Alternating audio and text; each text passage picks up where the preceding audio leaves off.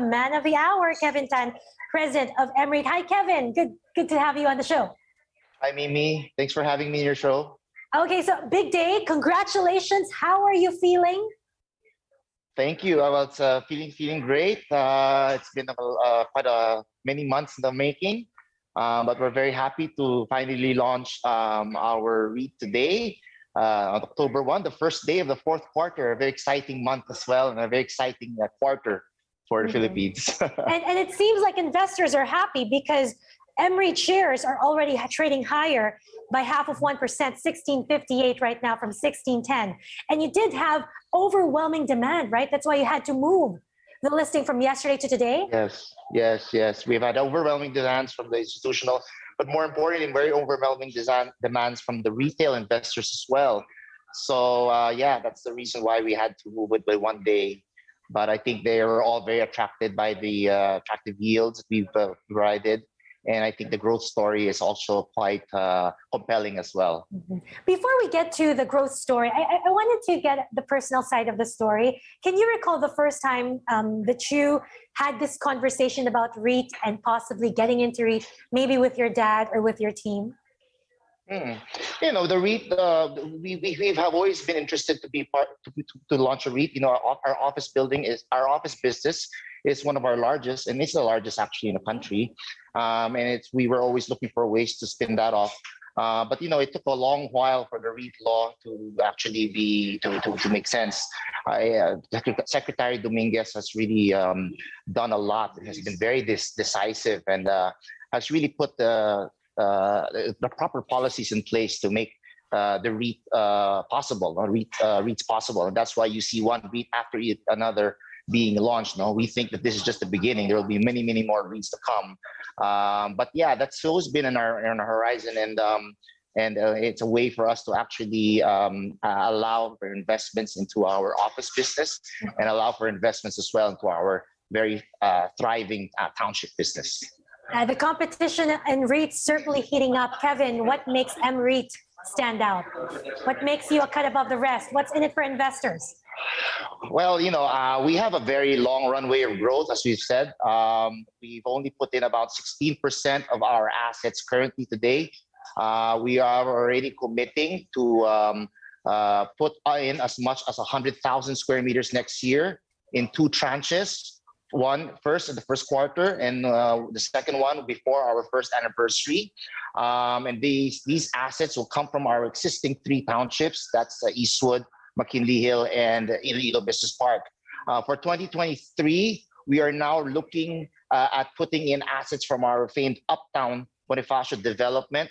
Currently, we have about 331,000 square meters of built-up space there, and we have about 70,000 square meters that are coming online by next year, and we continue to expand there. And I think that's a very exciting development. So we hope to be more than double of what we are today before the end of 2023. And looking forward, because we have still a tremendous runway of growth and still a vast portfolio of assets, we hope to be 1 million square meters before 2030. And that would make you the largest REIT in terms of floor size, not just in the Philippines, but in Southeast Asia. Yes, that's correct. That's correct. That would make us one of the largest in Southeast Asia. Yes. Are there plans, Kevin, to inject other sorts of assets into the portfolio? Because you are into tourism as well. As of now, well, we do have a small hotel asset in the current REIT, but that is part of an office building. And the yields there are assured. So, but in the foreseeable future, we view this as 80-90% office REIT, you know, with the occasional retail component, because some of our office buildings do have a small retail component on the ground floor. But the vision is for this to be an office REIT, pure play office REIT. And so essentially, you are betting on the office space in the property sector. What makes you so confident that it will continue to be the strongest driver for growth? You know, we've already. Work from home not going to be for everyone forever. No, you know, this industry through the pandemic has been one of the most resilient industries in the Philippines. It's the only industry, one of the few industries that have grown in terms of revenues and headcount. And in fact, this year we have already seen a rebound in demand, no? Especially from sectors that were put on hold last year that is related to BPO, like travel, hospitality. Those were all put on hold, but this year has been there's been a rebound because of the rebound in the US, and that's why we've seen an upstick in demand. And that's why another thing about this REIT is that our current yield right now, there's already going to be an upside because we have already been able to lease out all of our office buildings in the REIT. So we're now 100%. 99% leased out right now. So you will start to see an increase or an upside in the yield already for the fourth quarter and the first quarter next year. So it's a reflection of how resilient really this industry is, despite all the challenges that exist currently still with this pandemic. Yeah. And all of these properties in your portfolio are top tier, top grade properties, grade A buildings, PEZA accredited? Grade A office building, PEZA accredited, and more importantly, they are located within our three very mature townships, which is a thriving ecosystem, which gives the assets added value or enhances its value. I think that there's really very compelling reasons for both the employees and the companies to continue to operate in these township ecosystems, where there's an abundance of housing, there's an abundance of amenities, and it's just quite frankly, it's just a lot safer. It's just a lot more convenient, no? And that's what gives these assets their underlying values. Okay, final question, Kevin. Big picture now, the economy. What is your outlook on the big economy, the Philippine economy, the recovery? I mean, Metro Manila, we're extending until the first half of October under alert level 4. The Delta variant is still out there. The cases remain elevated. What's your outlook for the recovery now? The way we see it is that we are making some progress.